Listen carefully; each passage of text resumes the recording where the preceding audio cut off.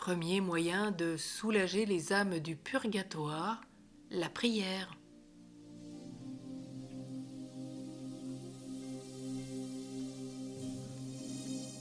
Tout d'abord, c'est un moyen facile. Après avoir étudié les motifs qui nous pressent de soulager les âmes du purgatoire, examinons maintenant les moyens les plus efficaces de leur venir en aide. Le premier de ces motifs est la prière. Il est à la portée de tous, des pauvres et des riches, des faibles comme des forts, des petits-enfants comme des vieillards, des malades comme des bien portants. Personne ne peut alléguer de motifs raisonnables pour s'en dispenser. Vous ne pouvez pas faire pénitence par le jeûne. Vous ne pouvez pas faire beaucoup de la charité. Priez alors, priez souvent pour vos frères les trépassés. Priez le matin, priez le soir, priez le jour, priez la nuit. Qui donc ne peut la faire, cette charité de la prière qui rachète la douleur ? Qui ne peut trouver dans son cœur un cri de supplication pour ses incomparables misères ? Qui parmi nous, pleurant la mort des siens, ne peut supplier Dieu ? Nous verrions souffrir un saint, un ami, un parent qu'une prière pourrait soulager et rendre heureux, et nous ne le ferions pas ? Prions pour des frères malheureux. C'est non seulement aisé et facile, mais consolant et agréable. Il est si doux de parler de ceux qu'on aime, de s'occuper de ceux que l'on chérit.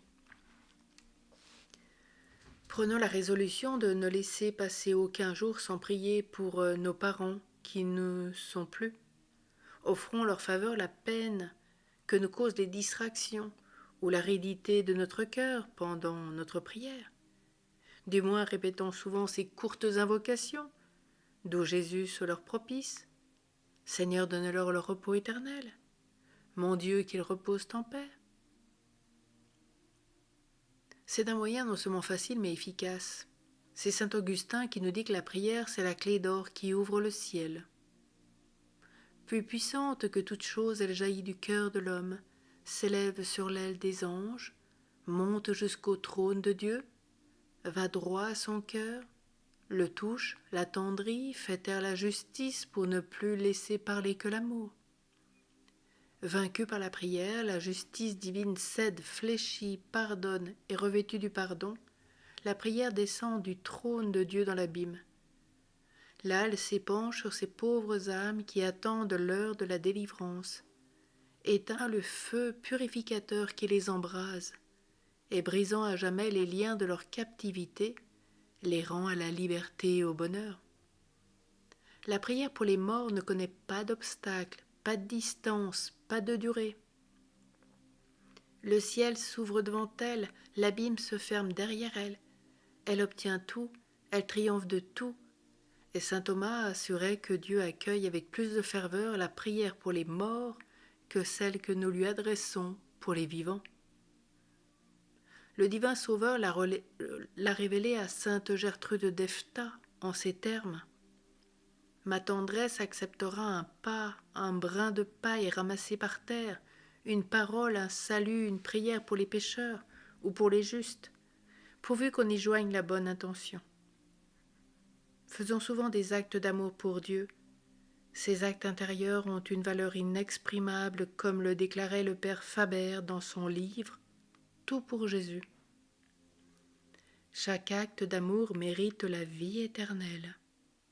Or, il est aisé de dire et de penser « Mon Dieu et mon Père, je vous aime, je veux vous aimer ». De tels actes d'amour procurent secours et soulagement aux âmes par tous ces moyens. Nous obtiendrons ainsi des biens ineffables et notre récompense sera éternelle. Il n'est pas d'occupation plus pieuse et plus sainte que de prier pour les fidèles trépassés, affirmait saint Augustin. L'Église a consacré le psaume De Profundis 129, que vous retrouvez dans une vidéo qui vous est proposée, comme prière spéciale pour les défunts. Elle nous engage à la prier souvent à leur intention. Les paroles de ce psaume sont en effet autant de voix qui expriment tour à tour, d'une manière vive et saisissante, la douleur, la résignation, l'amour, l'espérance des pauvres âmes qui brûlent dans les profondeurs de l'abîme. Prenons la résolution de prier à la fin de notre prière même habituelle de tous les jours. Sur le point de mourir, sainte Monique appela près d'elle son fils saint Augustin. « Mon enfant, lui dit-elle, je meurs contente. J'ai obtenu de mon Dieu ce que j'ai désiré pendant toute ma vie. Oh oui, je meurs contente. Mon fils, mon cher Augustin, quand j'aurai rendu mon dernier soupir, n'oubliez pas dans vos prières, n'oubliez pas à l'autel celle qui a été doublement votre mère. Souvenez-vous toujours de l'âme de Monique. » Augustin, attendri, ne put répondre que par ses larmes et sa mère expira dans la joie du Seigneur. Pendant les 20 années qu'il vécut encore, il ne cessa de prier, de célébrer la messe pour le repos de celle qu'il avait tant aimée.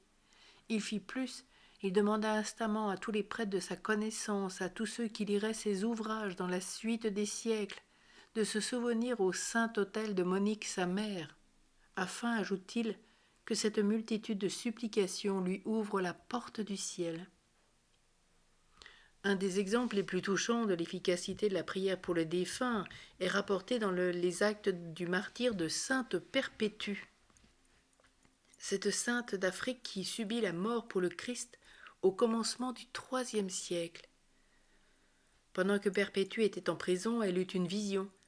Elle vit son jeune frère Dinocrate, mort à 7 ans, sortir d'un lieu ténébreux et s'approcher d'un puits rempli d'eau jusqu'au bord.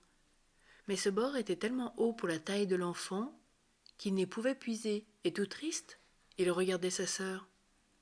Celle-ci comprit que Dinocrate souffrait pour expier des fautes commises sur la terre. Elle offrit alors ses souffrances et ses prières pour cette jeune âme.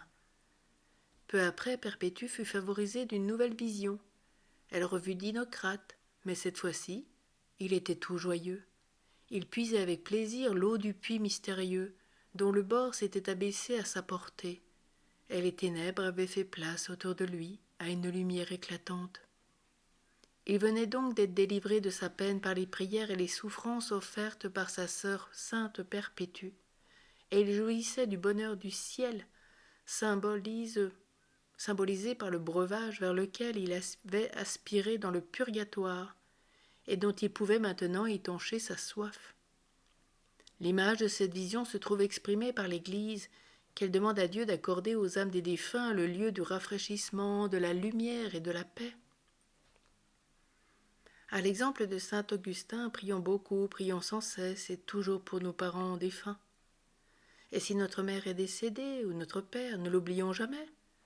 Même s'ils sont au ciel, nos prières leur seront bienfaisantes dans leur intercession près de Dieu pour nos intentions.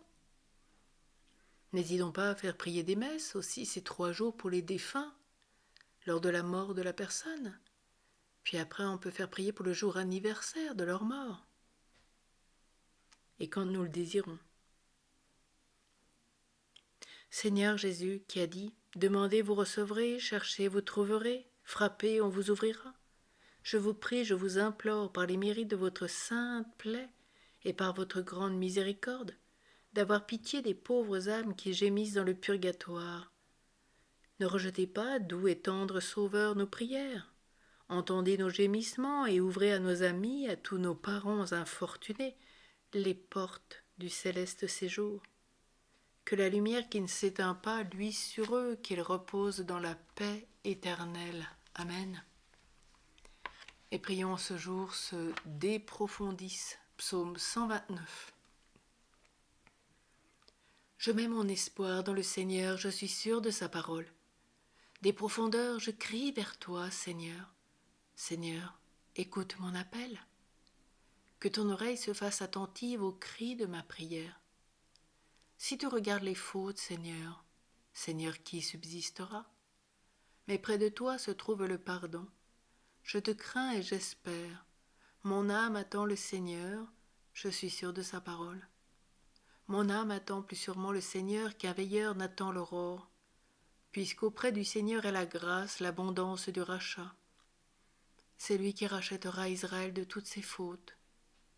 Gloire au Père, au Fils et au Saint-Esprit, au Dieu qui est, qui était et qui vient, pour les siècles des siècles. Amen. Que par la miséricorde de Dieu, les âmes des fidèles trépassés reposent en paix. Amen.